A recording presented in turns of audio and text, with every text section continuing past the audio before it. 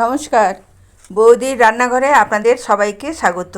আজকে আমি একটা নতুন রান্না আপনাদের সঙ্গে শেয়ার করছি। আমি রান্না করছি ডিম দিয়ে পালং শাকের ভাপা। আমি কিভাবে এই রান্নাটা করছি অবশ্যই আপনারা স্কিপ না করে পুরো ভিডিওটা দেখবেন। তাহলে চলুন রান্নাটা দেখে নেওয়া যাক আমি কিভাবে এই রান্নাটা করছি। আর পছন্দ হলে বন্ধুরা অবশ্যই লাইক, কমেন্ট আর শেয়ার করবেন। তাহলে চলুন রান্নাটা দেখে নেওয়া যাক, আমার এই অভিনব রান্না। এটা ভাত কিংবা রুটি পরোটার সঙ্গে খেতে খুব ভালো লাগবে। তাহলে চলুন রান্নাটা শুরু করা যাক। আমি এখানে 300 গ্রাম মতন পালং শাক নিয়েছি। পালং শাকটা ধুয়ে পরিষ্কার করে নিয়েছি। আর নিয়েছি দুধ, আর 4টে ডিম নিয়েছি। তবে 4টে ডিম দেবো না, আমি 3টে ডিম দিয়ে রান্না করব। একটা মিক্সিং জার নিয়েছি। মিক্সিং জারের মধ্যে এবার পালং শাকগুলো দিয়ে দিলাম।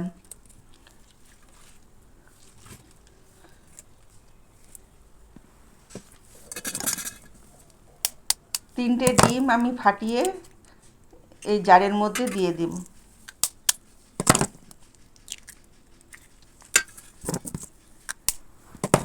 তিনটে ডিম আমার দেওয়া হয়ে গেছে। এবার 1 কাপ মতন আমি দুধ দিয়ে দেবো। 1 কাপ মতন দুধ দিয়ে দিলাম। আর সামান্য একটু নুন আর অল্প একটু চিনি দিয়ে এবার এটা একটা পেস্ট তৈরি করে নেব। পেস্ট তৈরি করে নিয়ে একটা বাটিতে নিয়ে নিয়েছি। বাটিটায় আগে তেল মাখিয়ে নিয়েছিলাম। এবার গ্যাসে এটা বসিয়ে দেবো। গ্যাসে কড়াই বসিয়ে জল দিয়ে একটা স্ট্যান্ড বসিয়ে দিয়েছি। তার মধ্যে এই বাটিটা বসিয়ে একটা গামলা দিয়ে ঢাকা দিয়ে দিলাম। আমার ভাপানো হয়ে গেছে। একটা কাঠির সাহায্যে আমি চেক করে নিলাম যে ভাপানো হয়েছে কি না। খুব সুন্দর ভাপানো হয়ে গেছে, কাঠির গায়ে একদম লাগছে না। এবার আমি এটা নামিয়ে ঠান্ডা হতে দেবো। ঠান্ডা করে দেখুন পিস পিস করে আমি কেটে নিয়েছি ভাপাগুলো। এবার কড়াইয়ে তেল দিয়ে দিয়েছি, তেলটা গরম হয়ে গেছে। এবার আমি এই ভাপাগুলো ভেজে নেব। ভাপাগুলো উল্টে পাল্টে আমি হালকা আঁচে এগুলো ভাজবো।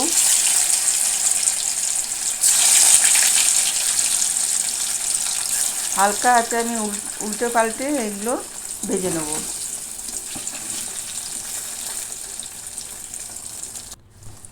এই যে ভাজা হয়ে গেছে, এই রকম ভাজাটা হয়েছে।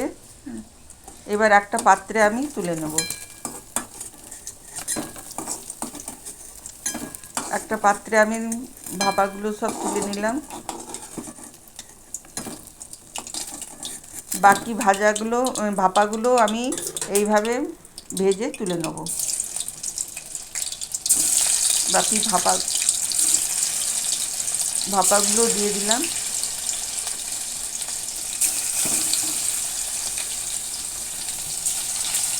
এবার এগুলো ভেজে তুলে নেব। ভাজা হয়ে গেছে। এবার তেল দিয়ে দিয়েছি, তেল গরম হয়ে গেছে। একটা তেজপাতা, 2টো শুকনো লঙ্কা, 1 চিমটি জিরে আর একটা দারচিনি টুকরো আর একটা এলাচের টুকরো দিয়ে ভালো করে নাড়াচাড়া করে ওটা ভেজে নিলাম। এবার 2টো বড় সাইজের পেঁয়াজ কুচি করে নিয়েছি। পেঁয়াজটা দিয়ে লাল করে একটু ভেজে নেব। পেঁয়াজটা আমি লাল লাল করে ভেজে নিয়েছি। এবার আদা রসুনের পেস্টটা দিয়ে দিলাম। আদা রসুনের পেস্ট দিয়ে আমি নাড়াচাড়া করে একটু কষিয়ে নেবো যাতে কাঁচা গন্ধটা চলে যায়। সামান্য একটু জল দিয়ে দিলাম। জল দিয়ে এবার নাড়াচাড়া করে আমি এটা কষিয়ে নেব।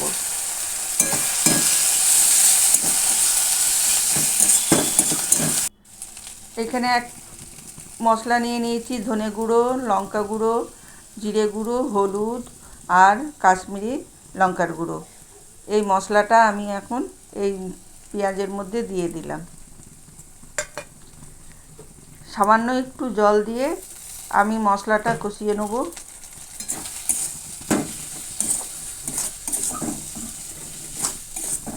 যতক্ষণ মশলাটা না কষানো হচ্ছে ততক্ষণ আমি নাড়াচাড়া করে আমি মশলাটা কষিয়ে নিলাম।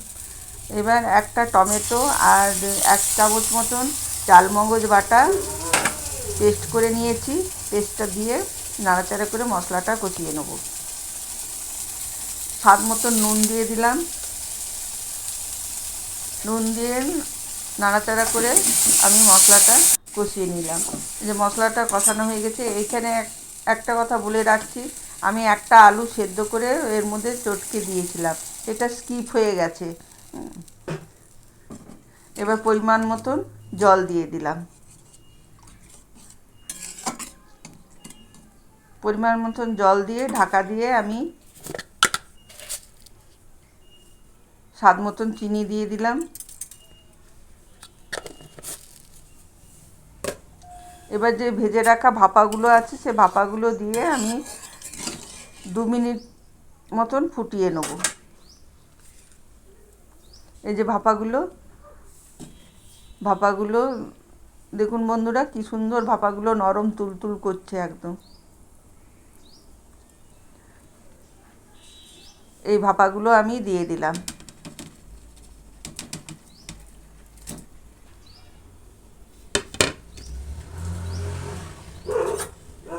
ভাপাগুলো দিয়ে একটু নাড়াচাড়া করে দিলাম।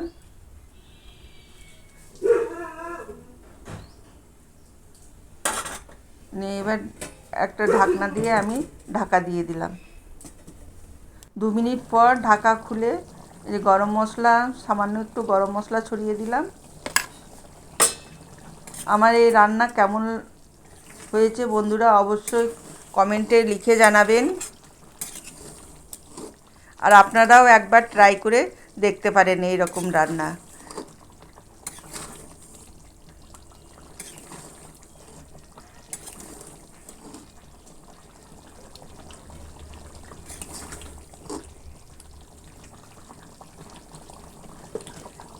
এবার গ্যাস অফ করে দিলাম। এবার একটা পাত্রে আমি এটা সার্ভ করে নিচ্ছি। বন্ধুরা কেমন হয়েছে আমার এই রেসিপি অবশ্যই কমেন্টে জানাবেন, আর আপনারাও একবার ট্রাই করবেন। তাহলে আজকে এই পর্যন্ত, আবার কোনো নতুন রেসিপি নিয়ে আমি ফিরে আসব। আপনারা সুস্থ থাকবেন, ভালো থাকবেন, আর কমেন্টে অবশ্যই লিখে জানাবেন যে আমার এই রান্না কেমন হয়েছে। তাহলে আজকে এই পর্যন্তই, আবার কোনো নতুন রেসিপি নিয়ে আমি ফিরে আসব।